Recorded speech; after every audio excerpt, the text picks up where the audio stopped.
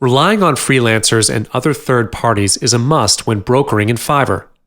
There are many issues which can arise from this. For instance, how can you determine that the person on the other end of the computer is honest in his or her dealings? There's no way to be 100% sure that everything will go smoothly because you will never know who the person is on the other end.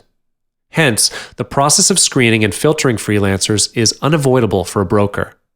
It may be a time-consuming procedure, but once you get the connection with the freelancers, you can resume working with them if they have proven to provide quality service and work.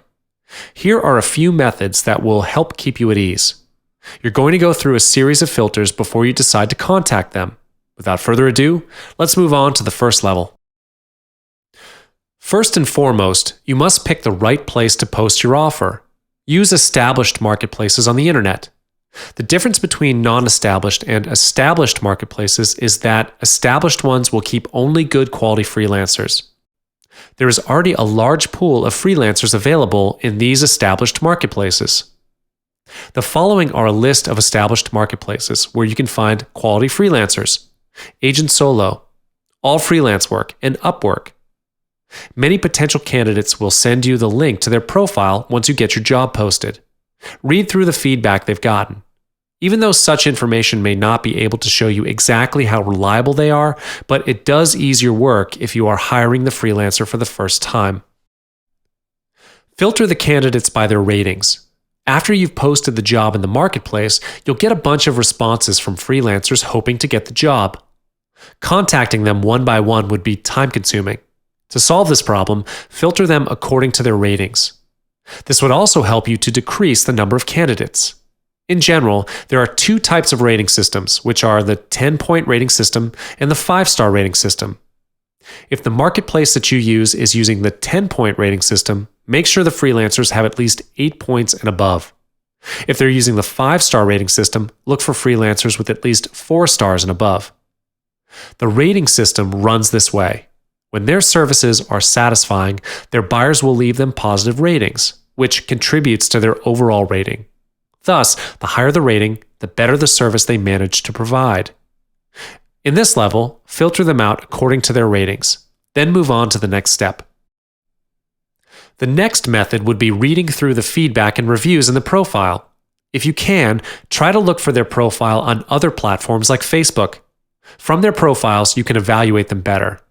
From these networks alone, you may not be able to get in-depth details of their work habits, but you will be able to know their general online behavior through the content they share online. It would be a good reference for you to understand the freelancers better. However, if you're not up to looking up for their profile on other platforms, you can go to their profile in the marketplace. When you are on their profile page, scroll down to look for reviews and feedback from their former buyers. Read the reviews and feedback in their profile. It is acceptable to have a few negative reviews or feedback because there are always difficult clients that have requirements which are nearly impossible to fulfill. However, read through the comments and take note of it. Here's a side note for you. Like I mentioned, it is acceptable to have a few negative feedback, but make sure that there is at least 90% of positive feedback from the buyers. By this stage, you should be left with just a few candidates that you would like to start a conversation with. The rest can be the backup. Start a conversation with each of them, as you can evaluate their character throughout the conversation. First things first, you can evaluate them by how they reply to your request. For instance, you can assess someone in terms of how long they take to respond to your request. This way, you will know how fast they will get back to you when you contact them in the future. From the way they respond to your request, you will get to evaluate their professional working attitude in handling the work you pass to them. If needed, you may get their email address in case of any emergencies. In some instances, the marketplace server may be down or hacked. If so, you will have a second method to communicate with them. Finally, ask for their portfolio as a reference to evaluate their work. This can be said to be an essential part. Evaluating the portfolio would be the final factor that you will need to walk through before agreeing to use their work and offering them the job. You should not accept their service before getting to see their past work.